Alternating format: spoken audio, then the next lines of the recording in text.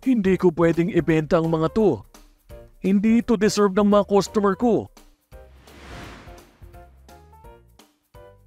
Sino po kayo? Hello Kuya Jose, aalamin natin ang ugat ng iyong problema. Ako si Mr. FSO, your friendly Food Safety Officer. Katuwang ang Plant Product Safety Services Division o PPSSD ng Bureau of Plant Industry. Narito ako para ipaliwanag ang aming mga serbisyong tiyak na makakatulong sa mga kagaya mo na food business operators. PPSSD? Ano yun? Ang PPSSD ay isa sa mga division ng Bureau of Plant Industry na nakatutok sa food safety ng plant products. Gaya na lamang ng sinapit ng mga prutas at gulay mo, Kuya Jose. Delikado yan para sa food safety ng mga consumer. Food safety? Ano ibig sabihin nun? Ang food safety ay assurance natin na hindi nakukontamina ang mga prutas at gulay na inihahanda natin mula sa produksyon o pagtatanim, pagha-harvest hanggang sa pagproseso, pag-iimbak, pagtatransport at pagdidistribute ng mga ito bago kainin ng mga consumer. Pero anong kinalaman yan sa pagkalanta at pagkasira ng mga prutas at gulay ko? Ang mga halaman natin ay bahagi ng food supply chain. Kung hindi tayo nag-iingat sa kaligtasan ng pagkain mula sa kanilang pag-usbong hanggang sa pag-harvest at paglagay sa mesa, posibleng madala ang anumang physical and chemical contaminants, bacteria, viruses at parasites sa mga halaman. Kaya pala mukhang sad ang mga prutas at gulay ko. Akala ko, ako ang nagkulang. Hindi ikaw ang nagkulang, Kuya Jose. Ngunit sa pamamagitan ng pag-unawa sa food safety at pagsunod sa mga regulasyon, maaari mo nang maiwasang maulit ang nangyari sa mga produkto mo. Ito ang Food Safety Act of 2013 o RA 10611 na naglalaman ng mga alituntunin at pamantayan ng Department of Agriculture, Bureau of Plant Industry o DABPI upang siguruhing safe ang mga pagkain natin.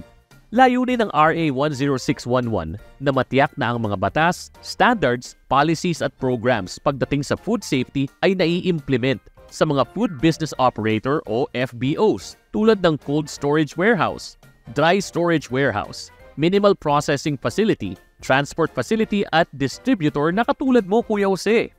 Teka, cold storage warehouse, dry storage warehouse, minimal processing facility, transport facility, kailangan ko ba nun? Mahalaga ang papel ng mga storage facilities sa food supply chain.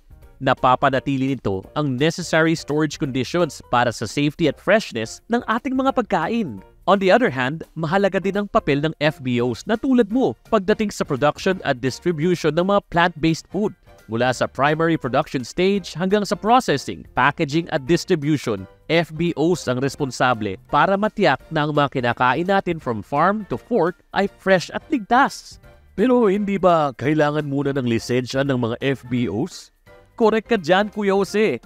Kailangan muna ng lisensya ng FBOs bilang patunay na nasuri at nasa tamang standard ang mga warehouse at facilities.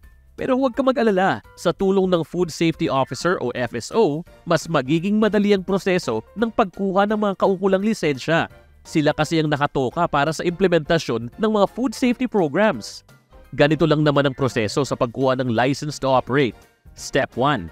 Sagutan ng mga kaukulang form at ipasa ito kasama ng iba pang required documents sa tanggapan ng PPSSD. Step 2. Maingat na re-reviewin ng FSO ang iyong aplikasyon. Step 3. Bayaran ng kaukulang regulatory fee. Step 4. Magsasagawa ng inspeksyon ng mga FSO sa inyong facility. I-check nila kung sumusunod ba ang cold storage warehouse o food business operator sa itinakdang food safety standards. At Step 5. Kung pasado na, bibigyan ka na ng license to operate. Ito ang patunay na dumaan ang inyong pasilidad sa evaluation para magatid ng ligtas at sariwang pagkain sa mga consumer. Ito naman ang babayaran depende sa klase ng lisensya na kailangan.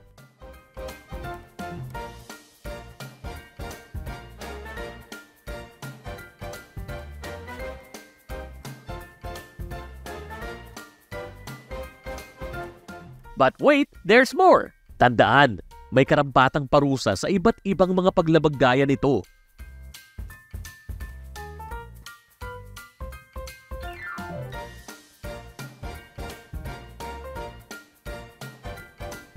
Ipinagbabawal din ang mga sumusunod.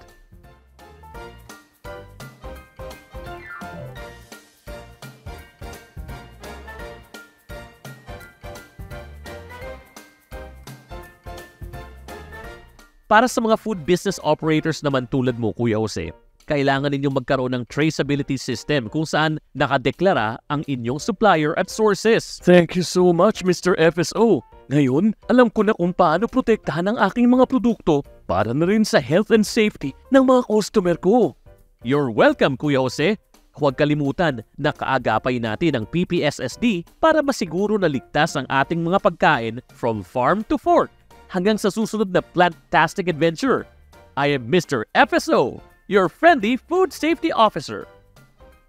Susunod, si Aling Maria humingi ng tulong kay Mr. FSO kung paano makakuha ng PhilGap certificate para sa kanyang naghihikahos na farm.